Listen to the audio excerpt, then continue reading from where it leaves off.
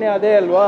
ನಾವು ಗಬ್ಬರ್ ಸಿಂಗ್ ಟ್ಯಾಕ್ಸ್ ಅಂತ ಹೇಳಿದಾಗ ಇದೇ BJP ನಾಯಕರು ಎಲ್ಲರೂ ಮೈ ಮೇಲೆ ಬಿದ್ದು ರಾಹುಲ್ ಗಾಂಧಿಗೆ GST ಬಗ್ಗೆ ಗೊತ್ತಿಲ್ಲ, ಕಾಂಗ್ರೆಸ್ನವರಿಗೆ GST ಬಗ್ಗೆ ಗೊತ್ತಿಲ್ಲ ಅಂತ ಹೇಳಿದ್ರು. 8 ಸುದೀರ್ಘವಾದಂಥ ವರ್ಷಗಳ ಆದ ನಂತರ ಇಲ್ಲ ಅವಾಗ ಆಗಿರೋ ತಪ್ಪು ಇವಾಗ ನಾವು ಸರಳೀಕರಣನೂ ಮಾಡ್ತೀವಿ ಸಬಲೀಕರಣನೂ ಮಾಡ್ತೀವಿ ಅಂತ ಬಂದಿದ್ದಾರಲ್ಲ, ಇದು ಸಂತೋಷ. ಆದರೆ ಇದು ಎಷ್ಟು ಮಟ್ಟಕ್ಕೆ ಉದ್ಯೋಗ ಸೃಷ್ಟಿ ಮಾಡುತ್ತೆ, ಎಷ್ಟು ಮಟ್ಟಕ್ಕೆ ನಮ್ಮ ಆರ್ಥಿಕ ವ್ಯವಸ್ಥೆ ಸುಧಾರಣೆ ಮಾಡುತ್ತೆ ಅಂತ ನೋಡೋಣ. ಇದೇ ನಾವು ಹೇಳಿದಾಗ 2016ರಲ್ಲಿ ಹೇಳಿದಾಗ ಮಾಡಿದ್ದಿದ್ರೆ ಇಷ್ಟೊತ್ತಿಗೆ ಉದ್ಯೋಗನೂ ಸೃಷ್ಟಿಯಾಗ್ತಾಯಿತ್ತು, ಆರ್ಥಿಕ ಹೊರೆ ನಮ್ಮ ಸಾಮಾನ್ಯ ಜನರ ಮೇಲೂ ಕೂಡ ಬೀಳ್ತಾ ಇರಲಿಲ್ಲ.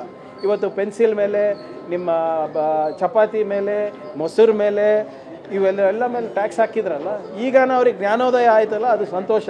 ಆದರೆ ಇನ್ನೂ ಕೂಡ there is considerable room for improvement.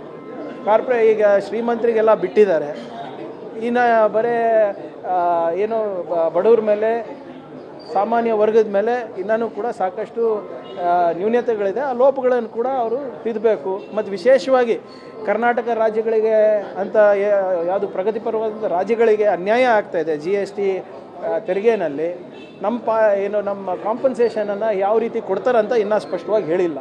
So ಅದನ್ನು ಕೂಡ ಅವರು ಸ್ಪಷ್ಟವಾಗಿ ಹೇಳಿದ್ರೆ ಒಳ್ಳೆಯದಾಗುತ್ತೆ.